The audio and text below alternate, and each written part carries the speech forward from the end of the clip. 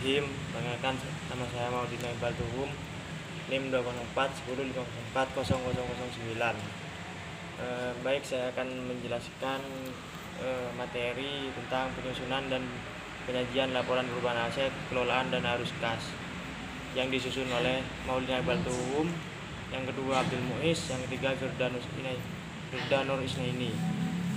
Penyajian dan penyusunan laporan perubahan aset kelolaan. Yang pertama, laporan keuangan Amil merupakan PSAK nomor 101 lempiran C adalah neraca, laporan sisi keuangan, laporan perubahan dana, laporan perubahan aset kelolaan, laporan arus kas, dan catatan atas laporan keuangan. Dalam hal penyajian laporan keuangan syariah, maka entitas konvensional yang menjalankan transaksi syariah tidak diharuskan untuk menyusun laporan keuangan syariah.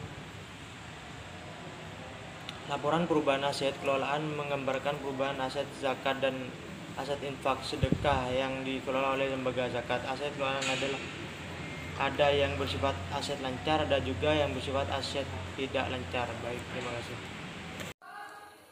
Assalamualaikum warahmatullahi wabarakatuh.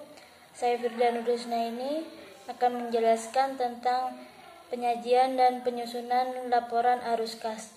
Laporan arus kas merupakan laporan yang menunjukkan penerimaan dan pengeluaran kas lembaga selama periode tertentu yang dikelompokkan dalam aktivitas operasi, investasi, dan pendanaan. Arus kas dalam keuangan bisnis dan keluarga memiliki sedikit perbedaan.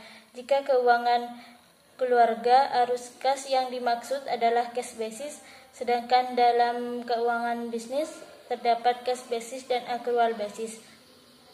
Contoh laporan arus kas seperti investasi tunai dan pendapatan tunai, jumlah kas yang dikeluarkan perusahaan. Tujuan dari laporan arus kas adalah menyajikan informasi mengenai penerimaan dan pengeluaran kas dalam suatu periode akuntansi. Selain bermanfaat bagi perusahaan, laporan ini juga memiliki manfaat dan investor, kreditor, dan lainnya. Sekian dari saya. Wassalamualaikum warahmatullahi wabarakatuh. Assalamualaikum warahmatullahi wabarakatuh. Perkenalkan, nama saya Abdul Muiz, NIM 204 105 040 019.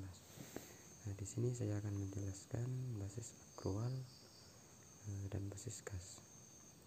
Nah, basis akrual yaitu sebuah teknik pencatatan akuntansi yang pencatatannya dilakukan saat terjadinya transaksi walaupun kas belum diterima.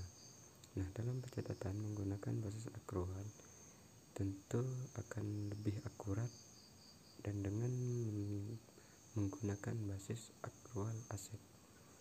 Kewajiban dan akualitas masih diukur.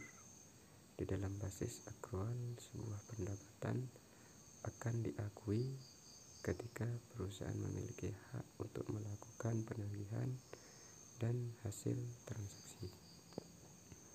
Nah, basis kas yaitu basis metode pencatatan di dalam akuntansi yang hanya mencatat transaksi jika ada penerimaan atau pengeluaran kas. Jadi, meski ada transaksi yang terjadi, misalnya hutang atau piutang, tetapi karena tidak adanya kas yang masuk atau keluar, maka transaksi ini tidak dapat dicatat jika menggunakan metode basis kas. Contohnya, jika Anda menerima pendapatan dari perusahaan lainnya, tapi uangnya Anda terima nanti, maka transaksi tersebut tidak akan dicatat karena ini tidak ada kas yang masuk dan tidak dianggap sebagai pendapatan. Sekian, Assalamualaikum warahmatullahi wabarakatuh.